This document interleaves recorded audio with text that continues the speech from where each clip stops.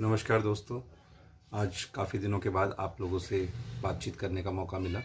जैसा कि आप सभी जानते हैं कि मेरा यूट्यूब चैनल जो है उस पे 2 स्ट्राइक आ गई थी जब मैंने डॉक्टर अभय छेड़ा और डॉक्टर लियो रेबेलो से एक इंटरव्यू किया, और उन दोनों वीडियोज़ को यूट्यूब ने हटा दिया है, जिसके लिए यूट्यूब को अप्रोच किया गया है लीगल नोटिस के द्वारा।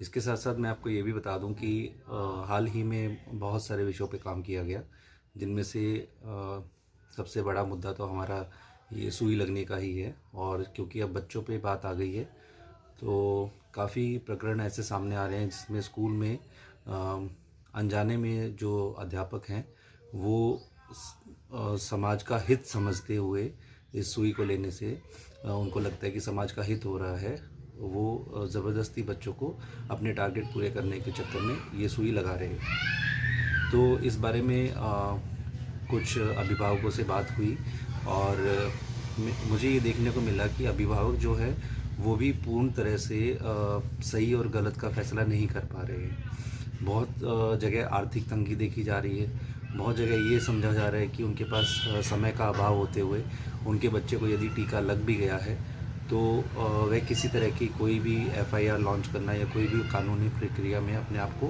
नहीं डालना चाहते हैं, जो कि बहुत दुखद है। लेकिन काफ़ी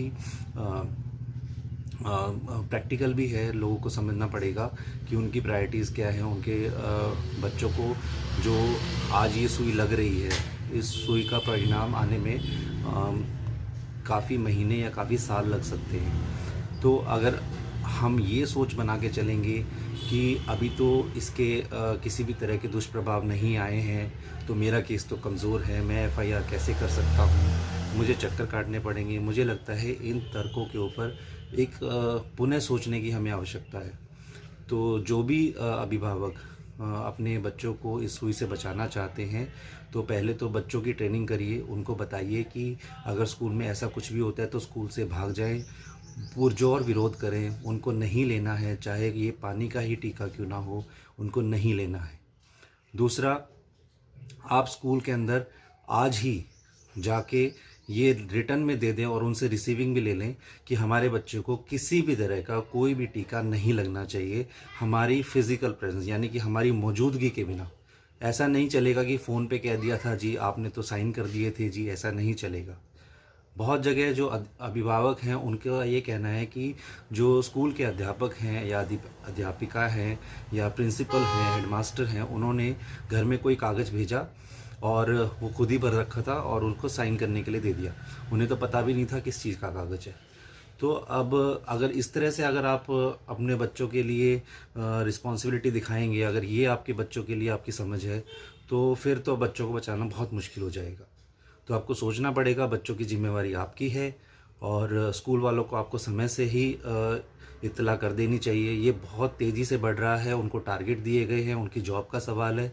तो आपसे अनुरोध है, इस चीज़ को सारे काम छोड़ के आप सबसे पहले करें, स्कूल में जाएं और उनसे रिसीविंग ले कि मैंने आपको ये लिखित में दिया है कि आप कितना भी हित सोच के मेरे बच्चे के लिए ये काम नहीं करेंगे।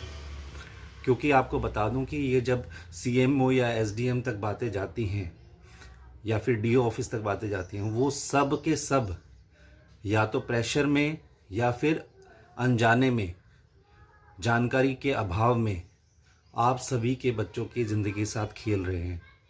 जब अभिभावक उनसे जाके बात करते हैं तो वो कहते हैं कि आप क्यों चिंता कर रहे हो, किसी को कुछ नहीं होगा, हम बैठे तो हैं, लिखित में हम कुछ नहीं देंगे, ये तो बहुत अच्छी चीज़ है, आपके बच्चे को संक्रमण से बचाया जाएगा। ये तो आप बहुत अजीब सी बातें कर रहे हैं। इस तरह के कुतर्क उनको दिए जाते हैं। आपको इन कुतर्क के अंदर नहीं फंसना है, आपको अपने बच्चों के जीवन के साथ खिलवाड़ नहीं होने देना है।